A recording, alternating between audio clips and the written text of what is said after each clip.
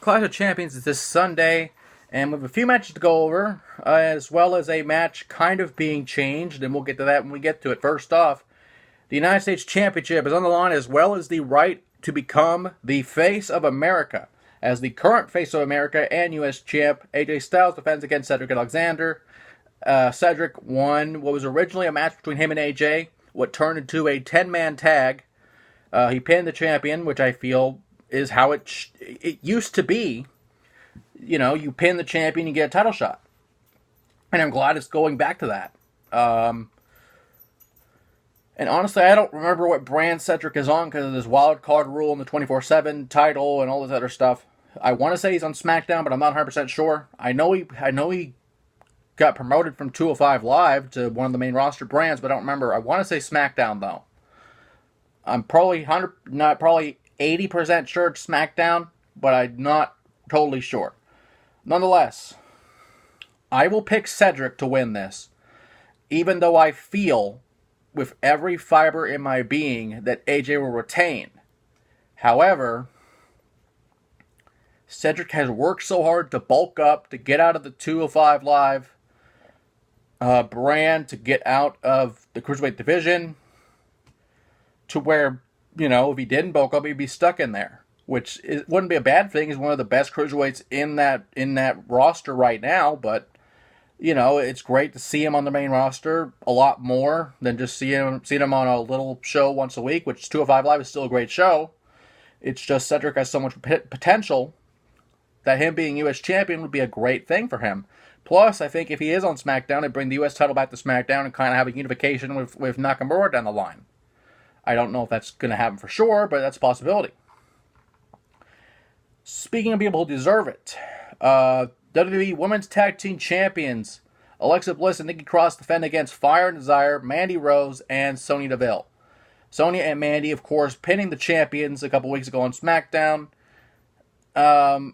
Again, I'm probably going to pick Rose and Deville just because as much as I would like for Alexa and Nikki to have a tag title reign and have it all the way, say, to Mania or Survivor Series even, Mandy and Sonya have worked so hard over the years to get to this point that it would be a shame if they didn't win the titles. I don't know if it'll happen, but I'm just going to pick it. It's just my gut right now that I feel they could do it. And finally, a small change to a match as Roman Reigns faces Eric Rowan now in a no disqualification match. Okay, obviously, no DQ. Anything kind of goes. Sometimes there's no countouts, but we have seen countouts happen in no DQ matches before, which is kind of odd, but it happens. Not sure why, but it does. Nonetheless, it doesn't change the outcome. Roman wins because it's Roman.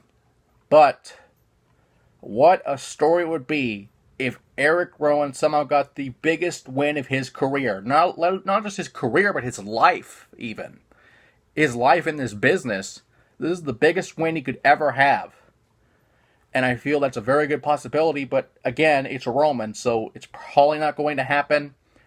But I'm hoping that it does. And with that being said, Clash of Champions is Sunday. I believe that's all the championships we've gone over in the past few weeks. I see both tags, Cruiserweight, yeah.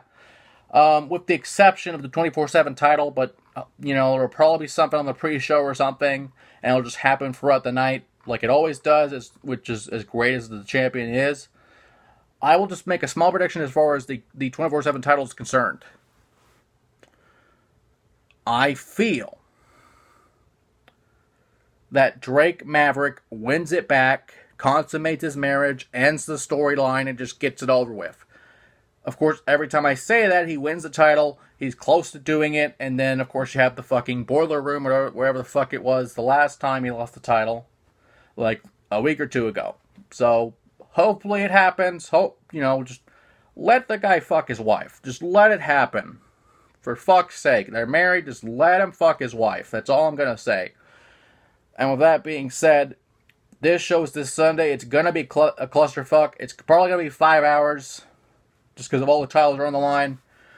If they don't do a 2-hour pre-show, that is. But You never know, they could do it. You know, it's going to be hard to fit maybe, what? 5, 10, maybe 12 titles at least, even if you bring up some NXT ones. Or at least if I'm counting it wrong. Probably 10, 12, 13, something like that. And that's if you count the 24/7 title and the women's tag belts. That sounds right to me, at least. Nonetheless, it'll be a long show. It'll be a good one. And hopefully, they do the right thing. And you know what I mean when they do the right thing.